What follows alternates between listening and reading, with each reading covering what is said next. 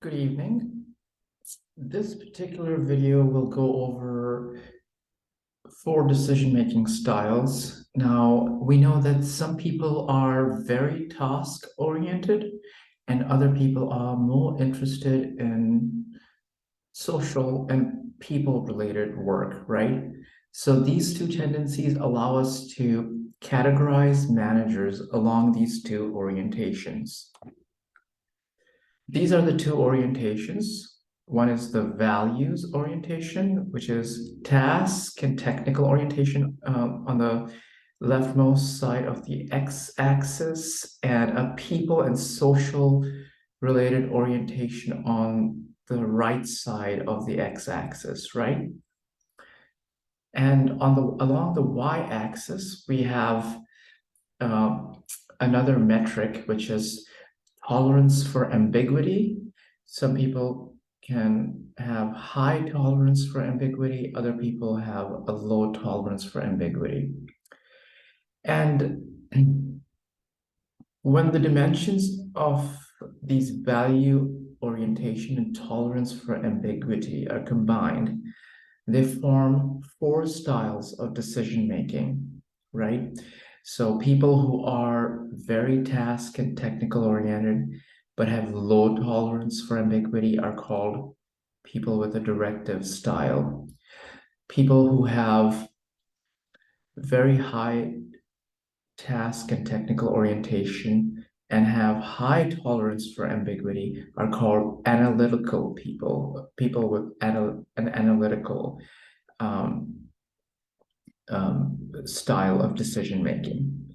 People who have high people and social skills and orientation and also have high tolerance for ambiguity are called conceptual decision makers. People who have high people and social skills but have low tolerance for ambiguity are called behavioral decision makers.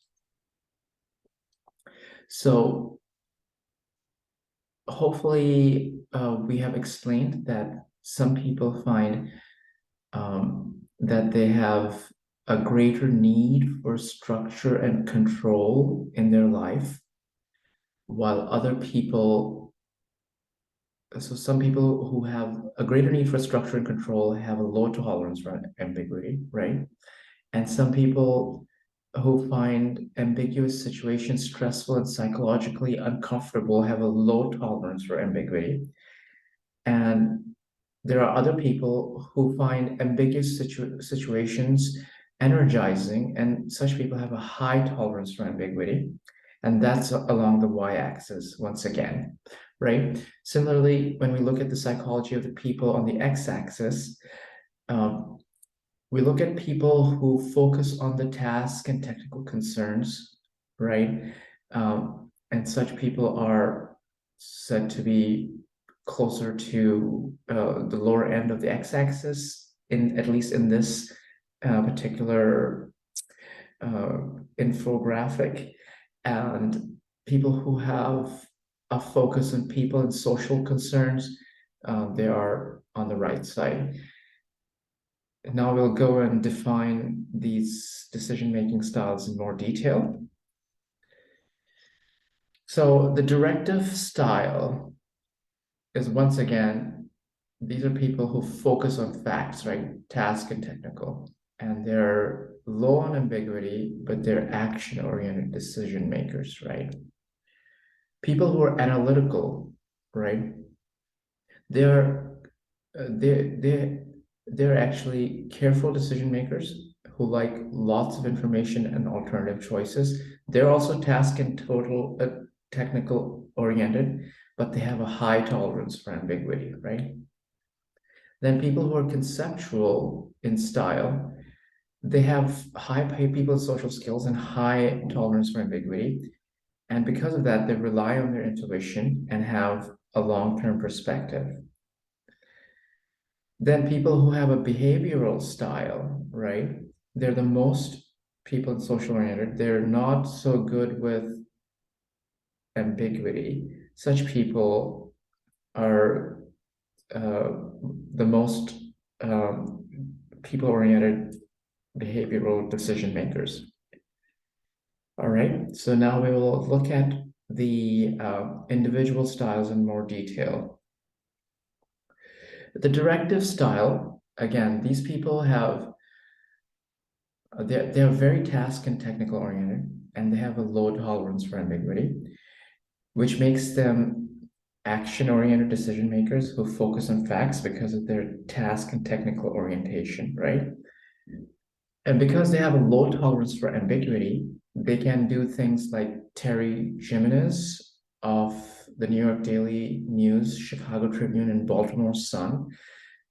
This particular executive, when he found out that he was running low on subscriber base, on the newspaper subscriber base, he decided to cut his editorial staff primarily because he was uncertain about the future. These people tend to be efficient, logical, practical, systematic. The next style is the analytical style. These people, once again, are focused on task and technical related information, but they have a high level of tolerance for ambiguity. So they tend to be careful decision makers because they're task and technical oriented, but they also like lots of information and alternative choices because they have a high tolerance for ambiguity. Such a person would be Ms. Ursula Burns of Xerox, who has a habit of asking subordinates to provide criticism and alternatives in line with her decision-making style. Unfortunately, such a style makes causes people to take longer to make decisions, and they also tend to overanalyze things, right? That's one of the hindrances and negatives to such a mindset or value orientation or decision-making style. The next style is the conceptual style. These people are very people and social oriented, and at the same time, they have a very high tolerance for ambiguity. Because they have a high tolerance for ambiguity, they tend to rely on their intuition, and they have a long-term perspective, primarily because it may have something to do with their trust in human beings. Bob Iger is one of those people. He was the CEO of Disney. He forged alliances with foes, primarily because adversaries, primarily because of his people and social orientation, and he took risks and acquired Star Wars and 21st Century Fox. That has to do with his high tolerance for risks, for ambiguity, right? Which translates to a high tolerance for risks. Such people are, they tend to find creative solutions to problems, but they're not so good with structure, right? Primarily because they have a high tolerance for ambiguity, and structure sort of contravenes that, and creative solutions tend to thrive from their love for humanity and their high tolerance for ambiguity. The next style is the behavioral style. These are the most people-oriented people, right? And they enjoy, obviously, social interactions in which opinions are openly exchanged, right?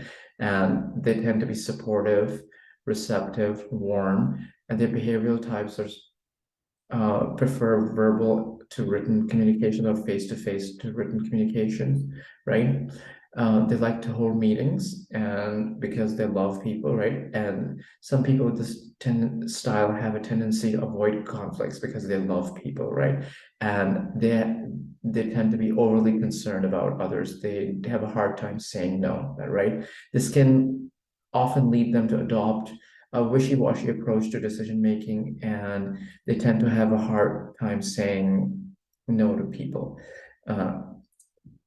Now, an example of such an executive would be Larry Sutton of R&R Tire Express. He believes that employees need to be fully served, and valued in order to fully serve and value the customer. And he doesn't take himself too seriously. He easily performs menial tasks, which can be done by other employees. And he's very good at connecting with his employees. That would be the four styles of decision making.